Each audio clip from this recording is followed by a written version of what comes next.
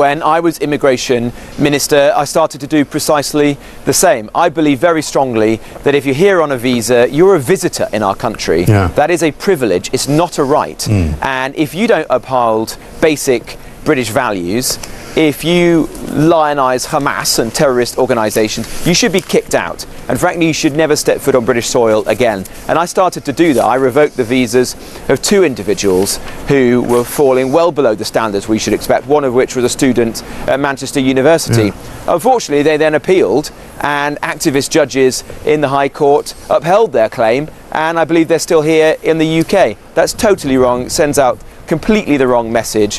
If you come to this country, respect our way of life, respect our values. Otherwise, you can get out and never come here again. I mean, this is the problem. We do a thing more or less called Migrant of the Day here, because there's a story a day like this now. But today's one is about a Ghanaian man called Samuel Frimpong, who's apparently been deported back in 2013 for attempting to circumvent the Home Office's leave to remain rules. He's a convicted fraudster.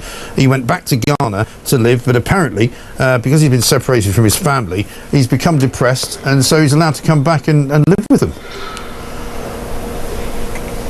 Yeah, look, there are offensive and ludicrous cases arising almost every day, and this is incredibly frustrating. It has to come to an end. That's why we've got to reform our human rights laws so that we can kick these people out of our country. It's not right that illegal migrants are coming here and we're unable to deport them. It's not right that there's 12,500 foreign criminals in our prisons, paedophiles, rapists, murderers, who we can't get out of our country.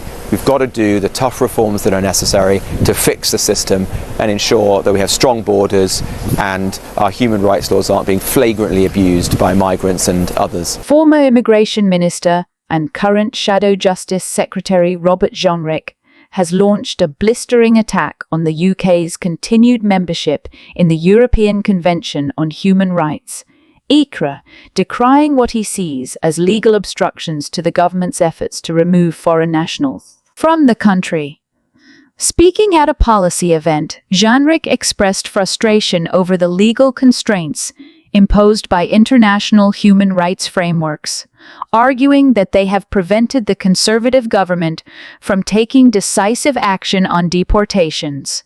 His remarks, particularly his assertion that if you're here on a visa, that is a privilege, have ignited debate over the balance between national sovereignty and international legal commitments. The former minister, who resigned from Rishi Sunak's government over the Prime Minister's handling of immigration policy, has been a vocal critic of the ECHR's role in blocking deportations. Under the EEE, individuals facing removal from the UK can challenge their deportation on human rights grounds, often citing risks to their safety in their home countries.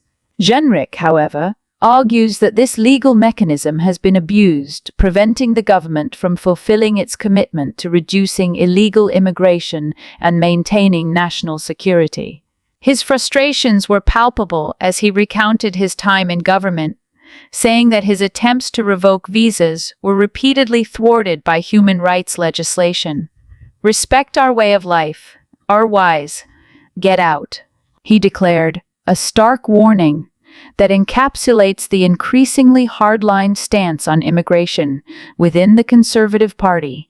Even within the Conservative ranks, there is unease about Jenrick's rhetoric. Some MPs worry that such blunt messaging risks alienating moderate voters, particularly ahead of the next general election. Labour, meanwhile, has seized upon his remarks, accusing the Tories of scapegoating migrants rather than addressing the root causes of immigration pressures. Jenrick's intervention signals that the debate over immigration and human rights law will be a central battleground in the next election.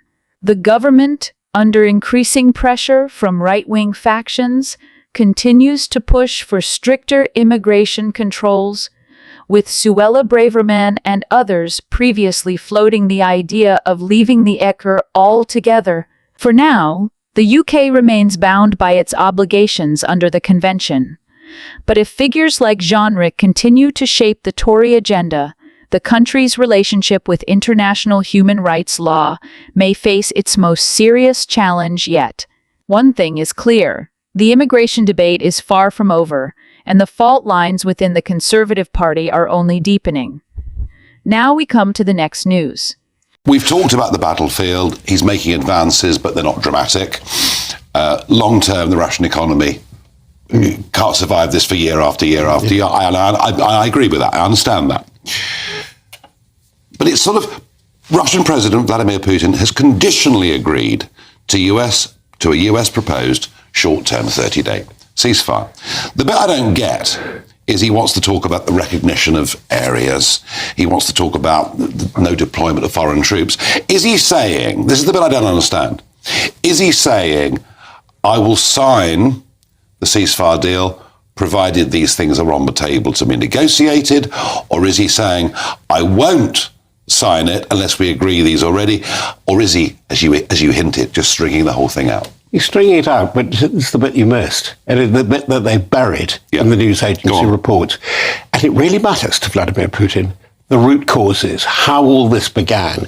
What he is looking for, and you hinted at it in the previous interview, is that he's looking for a relationship with America and a recognition. Again, we're back to the early 1990s.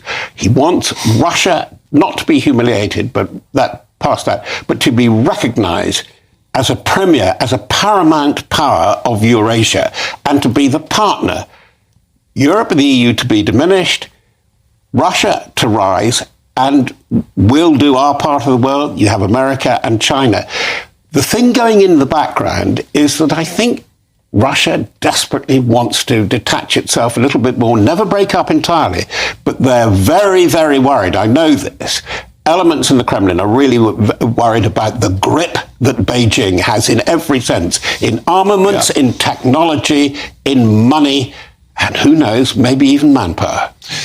So we could then go from the situation we're in, where Putin and Russia are the pariah state and have been for many, many years in the views of most, and with some really quite good reason. You're saying this whole thing could pivot the other way, and that we get a ceasefire deal, we get an agreement, and that they start to trade more with the West. But that would have to include Europe too, wouldn't it? Yes, it would. That's going to be difficult. I think it could be done because you've got it, you've nailed it.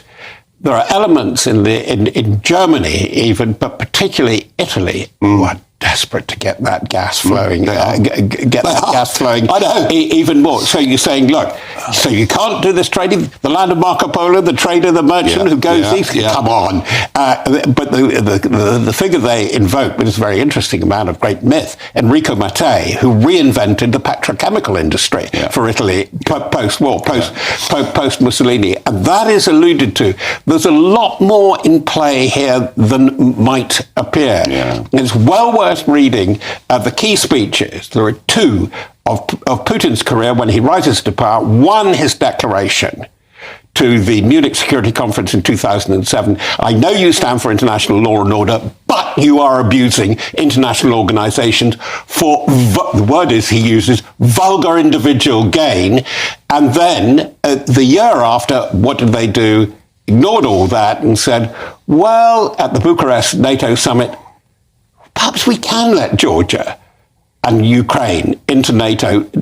Condoleezza Rice and David Miliband didn't spend the time. The other one is his strange, seems very strange, but Harry Potter, his essay in 2021 in July, 7,000 words, about how he sees the greatness and the unity of the Ukrainian and Russian people, and they're one and the same. Look, he really means it. Holly Golightly and breakfast at Tiffany's, as you would know, our vintage. She wasn't a phony, Nigel. Do you remember why she wasn't a phony? Because she was really phony about the things she was phony about. No, he really believes in it, and we've got to get into that mindset. I think that is the strength, quietly, of somebody like Jonathan Powell and Mark Rutte. And they're keeping out of the glare of media completely. So final thought on this. There is a possibility of a good ending. I think it'll be difficult. I think there will be setbacks. We've had all that. Yes, is the answer, simply. Love it. Yes. Love it. Good. Yes. We need some good news. Robert, a delight, as ever, to have you in the studio.